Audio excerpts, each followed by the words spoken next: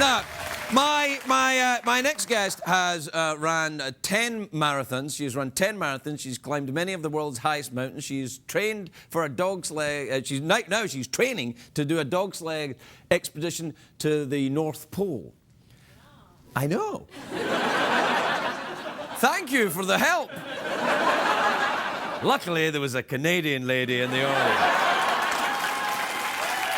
However, now she's done all of that, and she has multiple sclerosis.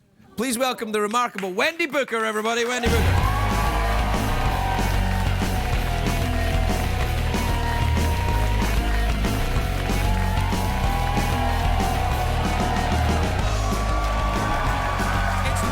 Going to the North Pole. You'll be fine. He's telling me that. Nah, it's fine. Welcome, Wendy. Welcome. It's lovely to see you. And I threw these. Yeah, but you said you were nervous about talking to me, so. You threw away the notes. No, but I throw them away anyway. It's really all right. You mustn't be nervous. This is much easier than taking a dog sled to the North Pole. All right. I think. I've never taken a dog sled. Neither have I.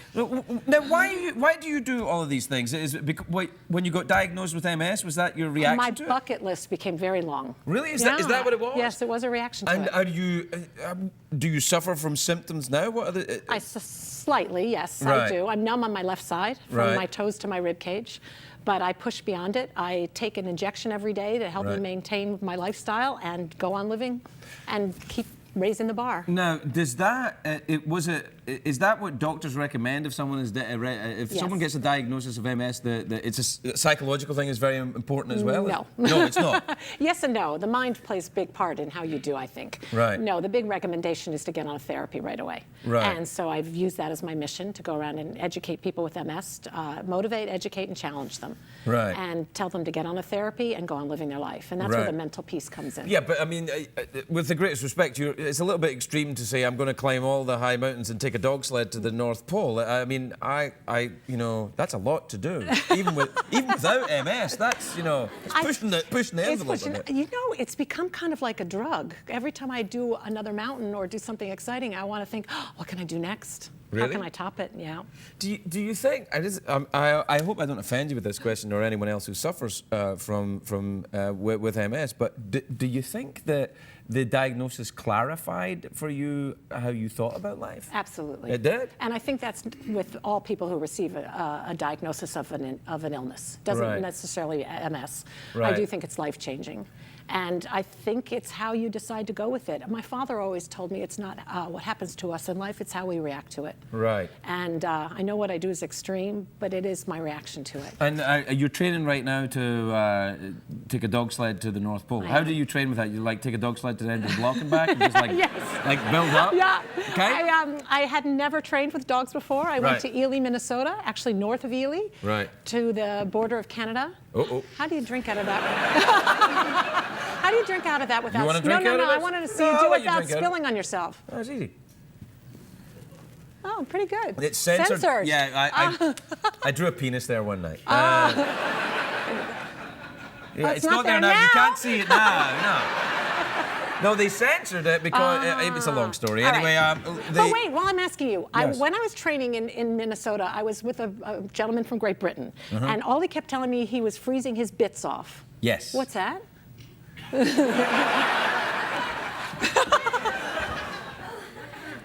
These. No. Yes.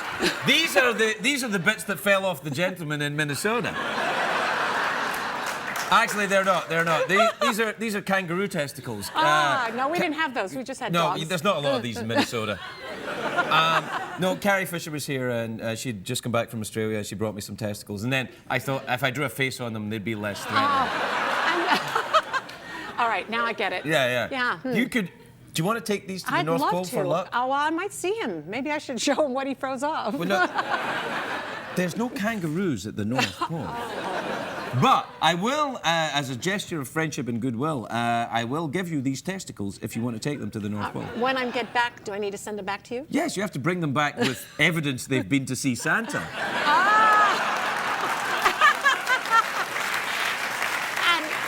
how do I do that? Well, just tie a ribbon on them or something. Now, Do you want to take them? Absolutely. Do you believe in good luck? Absolutely. Here. You need all the luck you can get. Well, there they are. I'll give you my kangaroo balls. Take them. Take them. I don't think anyone has ever given these to me before. Anyway.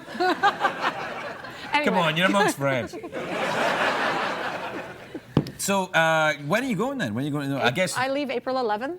I fly from Boston to Oslo, and then from Oslo to an island called Longyearbyen in Norway, and then from there to a Russian outpost called Borneo on the ice. Wow. And that's where I'll meet the sled, the dogs, and a man with a big gun. Right. What do you need? The gun, polar bears, I guess. Yeah. Because polar bears are, you got to be careful with them. They're very vicious. That's what I understand. Oh no, they'll track. They're the only animal that will actually track humans. They'll follow you. Yeah, you're going to need because there have been accounts of people going to the Arctic and then on the flight home, a few rows back, there's a polar bear, you know, reading a newspaper. Like, I remember her. So now, what else have you done in your quest for these thrilling moments? You climbed 7 mountains? I did the 6 and a half. Right. I had a little problem with Everest twice. Why? What happened to Everest? I'll tell you, it's big. It's a big mountain, yeah. I got to the Lhotse face about 23,000 feet, and this past spring, last May, and I had trouble with 20,000? 23,000. 23,000? Yeah, I still had 6 to go. So Were you using oxygen? No, just starting. It was right where you start to go on oxygen, yes, but I hadn't started to climb with it. You know when you fly an airplane above 12,500 feet, you have to use oxygen. It's recommended that you use oxygen. But so, I mean, and I think it's 16 and a half, you got to use it. And you were at 23 and you're only starting to use it? Base Camp Everest is like 17,500.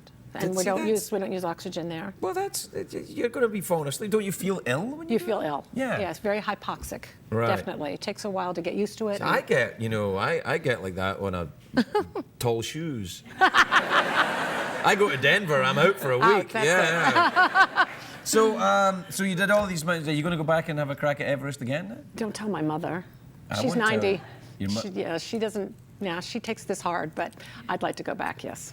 You want to go I'm back? taking a little break. I found I went too quickly the second time. It's really intense. Yeah, it's Everest. It's Everest. Yeah. And so going in 09 and then again in 010 probably wasn't the wisest thing. No. So I thought I'll knock off the poles first, north and south, and then I'll contemplate it again. What does your doctor say about this? Is this wise? Which doctor? No. Well, I guess there's probably a bunch of them. Yeah, no, I have a neurologist in Boston, and at first he said, I started with the Boston Marathon, and he asked if I was a runner, and I said no.